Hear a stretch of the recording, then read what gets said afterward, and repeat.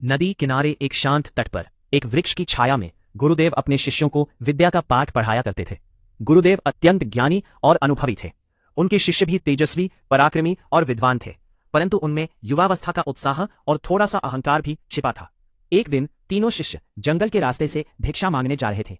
चलते चलते वे एक बड़े पेड़ के नीचे विश्राम करने बैठ गए। वहीं उन्होंने एक मृत शेर की बिखरी हुई हड्डियां देखी।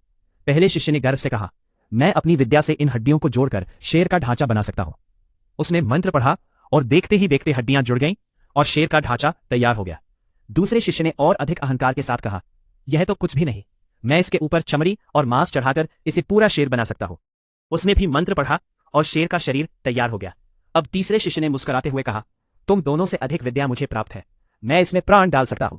उसने मंत्र फेंका और शेर जीवित हो गया। होते ही जोर से दहाड़ा, तीनों डर से कांप उठे।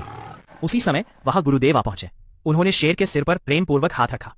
गुरुदेव की दिव्य शक्ति से शेर शांत हो गया और जंगल की ओर लौट गया। गुरुदेव ने गंभीर स्वर में कहा, वत्सो, ज्ञान शक्ति देता है, पर यदि उसमें विवेक न हो तो वही शक्ति विनाश का कारण बन जाती है। ज्ञान का उपयोग स्वयं और दूसरों की भलाई के लिए करना चाहिए, न कि अहंकार या दिखावे के लिए। तीनों शिष्य गुरुदेव के चरणों में गिर पड़े और क्षमा मांगी। अरे आप कहाँ जा रहे हैं? पहले हमारे चैनल को लाइक और सब्सक्राइब तो कर दीजिए प्लीज।